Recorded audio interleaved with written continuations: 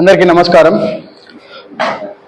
కొన్ని రోజుల ముందు ఒక ప్రముఖ మీడియా ఛానల్లో ఒక డిబేట్లో ఒక పనికిమాలిన విశ్లేషకుడు అని చెప్పుకొని తిరిగే ఒక వ్యక్తి పవన్ కళ్యాణ్ గారి గురించి మాట్లాడుతూ, పవన్ కళ్యాణ్ గారు నాదెండ్ల మనోహర్ గారు ఢిల్లీకి వెళ్ళారని, అక్కడ కేంద్ర హోంశాఖ మంత్రి అమిత్ షా గారితో భేటీ అయినప్పుడు వైఎస్ జగన్మోహన్ రెడ్డి గారిని అరెస్ట్ చేయాలనేసి వీళ్ళు కోరినట్లు, దానికి అమిత్ షా గారు instant partner, long term partner అని ఉంటారు, దీని మీద మీరు ప్రెషర్ తీసుకోవద్దని చెప్పినట్లు ఈ పనికిమాలిన విశ్లేషకుడు నాగేశ్వర్ మాట్లాడాడు.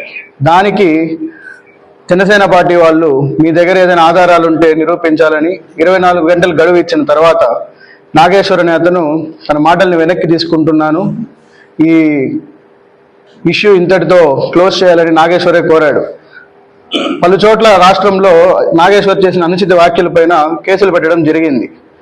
కానీ ఎటువంటి ఆంధ్ర పోలీసు కానీ ఎవరు కానీ ఆయన అరెస్ట్ చేయడానికి కానీ ఆయనకు ఫోన్ కూడా చేయలేదనేసి నాగేశ్వర్ గారే ఒప్పుకున్నారు.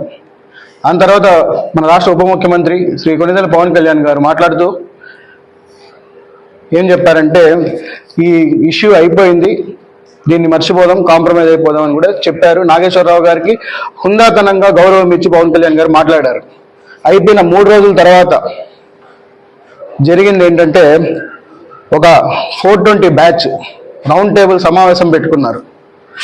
ఈ సమావేశంలో ఎలాగైతే నాగేశ్వర్కి ఒక రిలయబుల్ సోర్సెస్ ద్వారా పవన్ కళ్యాణ్ గారు అమిత్ షా గారు ఏం చర్చించుకున్నారో ఎలా తెలిసిందో, అలాగే ఈ నాగేశ్వరు తనతో ఉండే ఆ 420 బ్యాచ్ హైదరాబాద్లోని ఒక ప్రముఖ హోటల్లో రూమ్ నెంబర్ 11లో ఒక రౌండ్ టేబుల్ సమావేశం పెట్టుకొని మాట్లాడుకున్నారంట.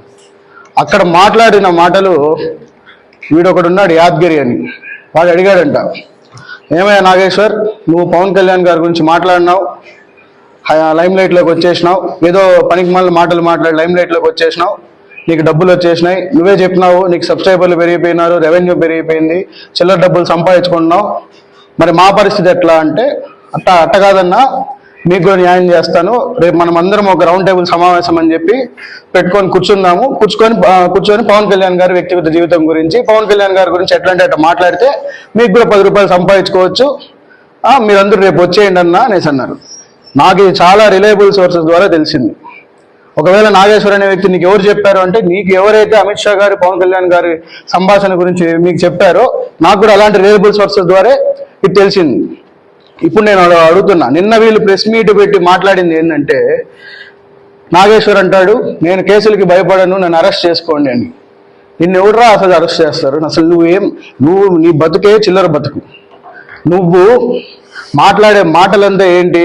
మొన్న మేము జనసేన పార్టీ తరఫున హుందాగా గౌరవప్రదంగా ఈ ఇష్యూని ఇక్కడితో ఆపేద్దామని చెప్పిన తర్వాత 4 రోజులు గ్యాప్ తీసుకొని మళ్ళీ దీన్ని నువ్వే రెచ్చగొట్టి, ఇంకొకటి అడుగుతున్నా, అందరి సమక్షంలో, మీడియా సమక్షంలో అడుగుతున్నా, అందరి సమక్షంలో అడుగుతున్నా, ఈ జరిగిన ఇష్యూలో నాగేశ్వరరావు మాట్లాడిన మాటలకి ఎక్కడైనా కులం కానీ ప్రాంతం కానీ ఇన్వాల్వ్ అయిందా? దీంట్లో కులము ప్రాంతము ఎక్కడి నుంచి వస్తుంది? అన్లెస్ అంటిల్ నువ్వు ఒకటి సృష్టిస్తే తప్ప ఇక్కడ ఈ విషయంలో ఇష్యూలో కులము ప్రాంతము ఎందుకు వస్తుంది? నిన్న ఈ యాద్గిరి మాట్లాడతాడు, అరే తురే అని మాట్లాడతాడు. ఏరా యాద్గిరి, నేను నిన్ను అడుగుతున్నా, నువ్వు తెలంగాణకి పీకింది నువ్వేంటి చెప్పు. మాట్లాడితే తెలంగాణ అని ప్రాంతాలని రెచ్చగొడుతున్నావు. నువ్వు తెలంగాణ కోసం సాధించింది ఏం చెప్పు. మా పార్టీ అధ్యక్షుడు, జనసేన అధ్యక్షుడు పవన్ కళ్యాణ్ గారు 2020లో తెలంగాణకు వరదలు వస్తే ₹1 కోటి విరాళం ఇచ్చారు. మొన్నటికి మొన్న కొండగట్టు ఆంజనేయ స్వామి గుడికి టీటీడీ తరపున 35 కోట్లు శాంక్షన్ చేశారు. నువ్వు తెలంగాణవాది అని చెప్పుకుంటే ఇక్కడ తెలంగాణ ఎక్కడొచ్చింది, ఆంధ్ర ఎక్కడొచ్చింది, రాయలసీమ ఎక్కడొచ్చింది? జరిగిన ఇష్యూ 2 వ్యక్తుల మధ్యలో. నేనేం మాట్లాడతావురా నువ్వు యాద్గిరి? అసలు నువ్వు ఇంతవరకు నువ్వు ఎవరో తెలియదు. ప్రతి ఒక్క చిల్లర ఎదవకి కామన్ అయిపోయింది. ఒక ప్రెస్ మీట్ పెట్టాలా, పవన్ కళ్యాణ్ గురించి తిట్టాలా, మనం 10 మందిలో ఉండాలా, డబ్బులు సంపాదించుకోవాలా. ఆ డబ్బులు అది నన్ను అడిగితే నేనే ఇస్తా, నీకు ఎంత కావాలి చెప్పు, పంపిస్తా. ప్రతి చిల్లర ఎదవ పవన్ కళ్యాణ్ గారి గురించి మాట్లాడడం, తద్వారా డబ్బులు సంపాదించుకోవాలా, లైమ్ లైట్లోకి రావాలా, చిల్లర బతుకులు వెళ్ళి వీళ్ళందరూ కూర్చొని నిన్న మాట్లాడే మాటలు, అసలు ఇష్యూ ఏంటి, వీళ్ళు మాట్లాడే మాటలు ఏంటి? అక్కడ పవన్ కళ్యాణ్ గారి పెళ్ళిళ్ళు ఎందుకు వచ్చినాయి, ఆంధ్ర ఎందుకు వచ్చింది, తెలంగాణ ఎందుకు వచ్చింది, కులం ఎందుకు వచ్చింది, జరిగిన ఇష్యూ ఏంటి? ఒక కేంద్ర హోంశాఖ మంత్రితో సంభాషణ జరిగింది నీకెట్లా తెలుస్తుంది? ఎవరు చెప్పిన సోర్స్ ఏంటంటే ఇంతవరకు నోరిపోవు నువ్వు. మీరు మాట్లాడే మాటలు, మీరు చేసే చేష్టలు అట్లా తెలంగాణకి గౌరవాన్ని తగ్గిస్తుంది మీ వల్ల. అసలు మీరు మాట్లాడేటప్పుడు ఇష్యూ బేస్డ్గా మాట్లాడండి. అక్కడ తెలంగాణ ఎందుకు వచ్చింది, కులం ఎందుకు వచ్చింది, ప్రతి ఒక్కడికి ఇది ఒక ఫ్యాషన్ అయిపోయింది ఇప్పట్లో. ఈడు యాద్గిరి అనేటోడు, ఎరా యాద్గిరి నువ్వు తెలంగాణలో జర్నలిస్ట్ని మైక్ లాక్కొని కొట్టినావు, ఆయన కెమెరాని ధ్వంసం చేసినావు. నువ్వు ఎట్లా అవుతావు? అనలిస్ట్ అవుతావు, విశ్లేషకుడు అంటావు. ప్రతి పనికిమాలినదో నేను విశ్లేషకుడు అని చెప్పుకోవడము, తిరగడము. 60 ఏళ్ళ వయసు వచ్చింది నీకు. ఇప్పుడు ఎవరైనా నిన్న నువ్వు మాట్లాడిన మాటలకి ఎవరైనా తిరిగి నిన్ను ఎరా ముసలి నా కొడుక నీకు ఎందుకు ఇవంతా అంటే ముఖం ఆడ పెట్టుకుంటావు నువ్వు. ప్రతి ఒక్కడు పవన్ కళ్యాణ్ గారిని తిట్టాలా? ఇప్పుడు పవన్ కళ్యాణ్ గారు మాట్లాడితే కేంద్రానికి వెళ్ళి అమిత్ షా గారితో కానీ, కేంద్ర మంత్రులతో కానీ, ప్రధానమంత్రి మోడీ గారితో మాట్లాడితే ఆంధ్రాకి రావాల్సిన నిధుల గురించి మాట్లాడతారు, ఆంధ్ర అభివృద్ధి గురించి మాట్లాడతారు. జైళ్ళ కోసం, బెయిల్ కోసం వెళ్ళే బ్యాచ్ ఇంకోటి ఉంటుంది కేంద్రం దగ్గరికి. ఆ బ్యాచ్ మేము కాదు.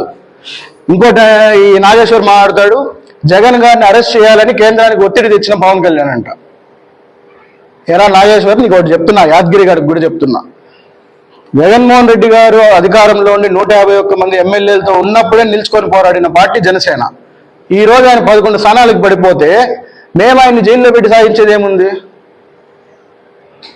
అందుకని ఇప్పటికైనా నేను చెప్తున్నాను, ఈ ఇష్యూని ఇక్కడితో వదిలేసి నువ్వు పద్ధతిగా నువ్వు క్షమాపణ చెప్పి, నువ్వు నిన్న ఏదైతే ఎవడు డబ్బులు ఇస్తే నువ్వు 4 రోజులు గ్యాప్ తర్వాత మాట్లాడినావు, ఎక్కడి నుంచి పేమెంట్ వస్తే నువ్వు మాట్లాడినావు, మేము అన్ని కూడా బయట పెడతాం.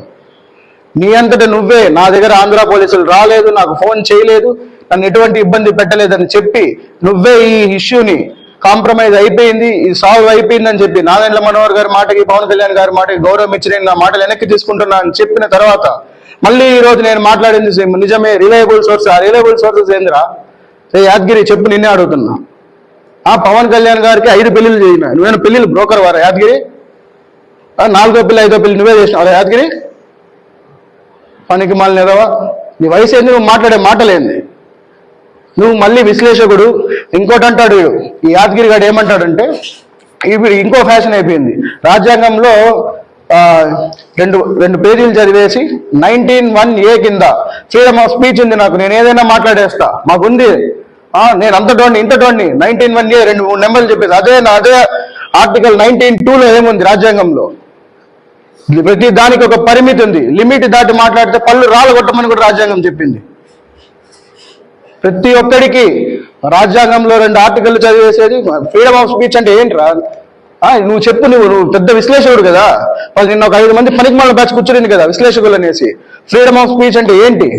నీ భావ ప్రకటన, నీకు వచ్చిన స్వేచ్ఛ. అట్లని చెప్పేసి నువ్వు పక్కన వాళ్ళ జీవితాల గురించి, ప్రైవేట్ జీవితాల గురించి మాట్లాడాల్సిన అవసరం లేదు. అదే 19(2)లో ఏం రాసిందో చదువు, ఒక పేజ్ చదివేసి మాట్లాడటం కాదురా యాదగిరి. మళ్ళీ చెప్తున్నా, ఇంకొకసారి పవన్ కళ్యాణ్ గారి వ్యక్తిగత జీవితం గురించి కానీ, పవన్ కళ్యాణ్ గారిని ఇంకొక మాట అంటే, ఈ విశ్లేషకుల ముసుగులో లేకపోతే అనలిస్టుల ముసుగులో ఎవరైనా మాట్లాడితే పళ్ళు రాలుగొట్టేలాగుంటుంది సమాధానం. ఇంతటితో ఇవన్నీ ఆపుకోవాలా?